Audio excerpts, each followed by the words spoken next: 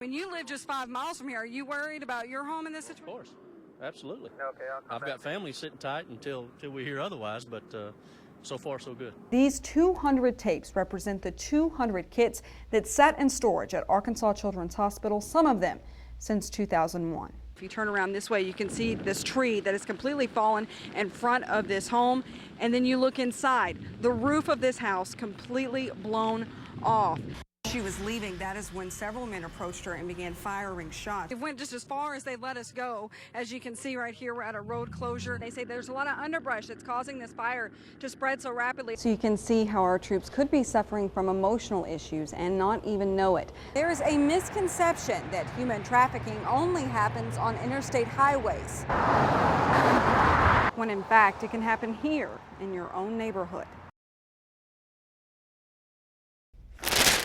Pretty brazen crime spree and pretty dangerous. We're actually pretty lucky that nobody got killed during this. So on October 3rd, Little Rock police got a call to the corner of 9th and I-30. They had an individual that was carjacked. A short time later, another call, this one to Sweet Home on Neely Road. An individual was out working in his yard.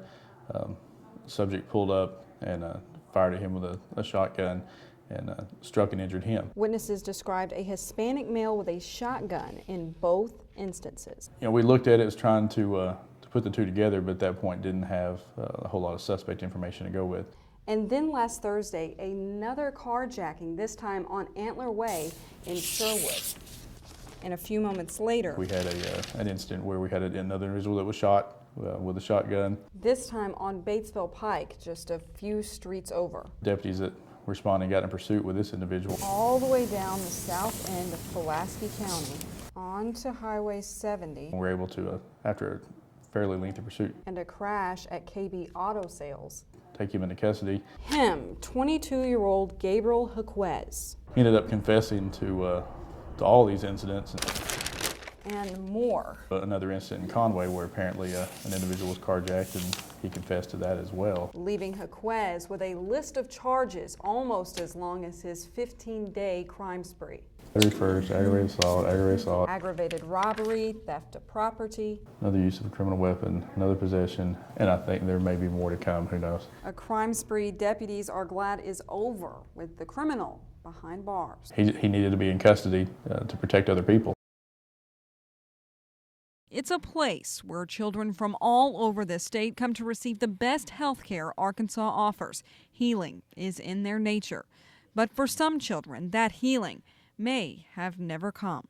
Maybe we missed something. Maybe there was something there that we didn't see or collect, but it was in that kit. Carol Maxwell is the director of social work at Arkansas Children's Hospital. She helps children and their families through a variety of difficult situations, including the process of collecting a sexual assault evidence kit. A kit is done on a patient, it could be male or female, if there is a history of or disclosure of any kind of sexual contact for which there might be forensic evidence to obtain. Those kits are supposed to be tested for any DNA that doesn't belong to that child, possibly proving the assault happened and who did it. But for hundreds of kits, those tests never happened. This is a sexual assault evidence collection kit. It's about the same size as one of these tapes. But since we couldn't show you the actual kits, we set up this display. These 200 tapes represent the 200 kits that sat in storage at Arkansas Children's Hospital, some of them since 2001. It's a fairly detailed process. The hospital collects the kit and notifies the Arkansas Child Abuse Hotline, who in turn notifies the law enforcement agency where the crime happened. Police come, they pick up the kit and take it to the Arkansas State Crime Lab for testing. But in the case of these 200 kits, law enforcement never came. The ones that aren't taken are generally because there either isn't just a really clear preponderance of evidence that makes law enforcement want to do it. They have other huge issues they're dealing with, and sometimes if it's a weak history, not weak that we don't need to report it, but too weak maybe that they're not going to be able to do anything with it, like a 2 or 3-year-old who really can't give a disclosure. What are they going to do about that, even though there's concern? So I think there are just a lot of reasons why law enforcement doesn't pick up the kits and why they have collected over time. Arkansas Children's Hospital says it realized some time ago the kits were stacking up.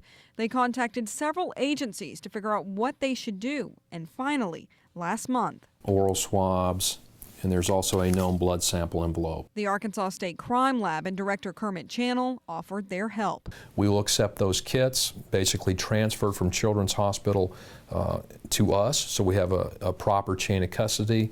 We'll examine the kits and to decide whether or not there's anything worthy of DNA at that point. Channel says they are currently testing a batch of 20 of these kits looking for anything that is not tied to that potential victim.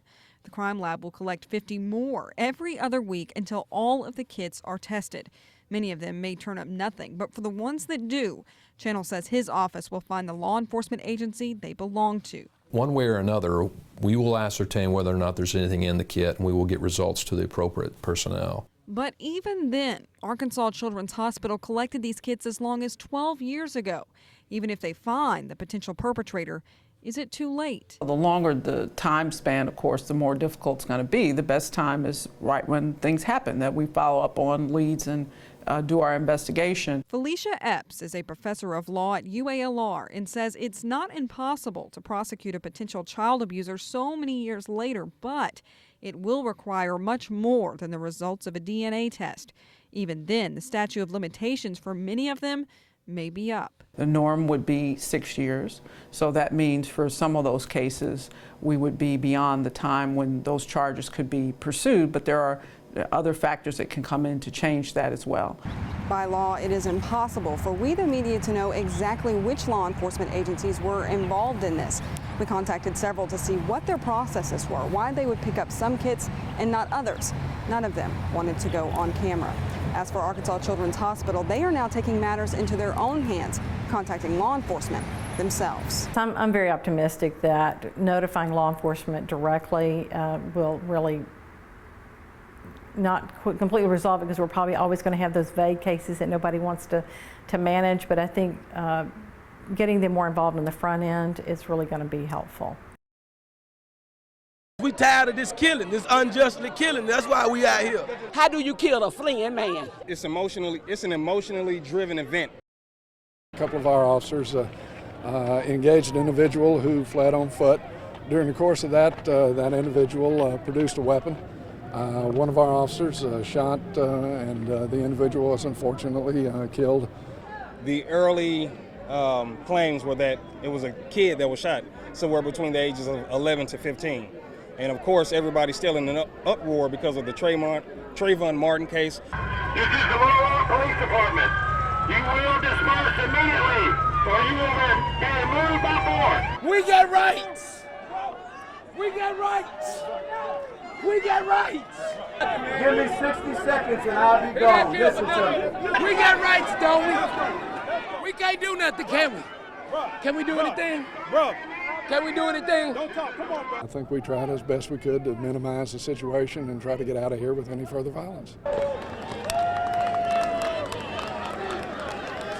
People have a right to express their opinions and ideas, and we're going to protect that right. By the same token, we have an obligation to follow through with what we have to do at the scene, and I think we did that.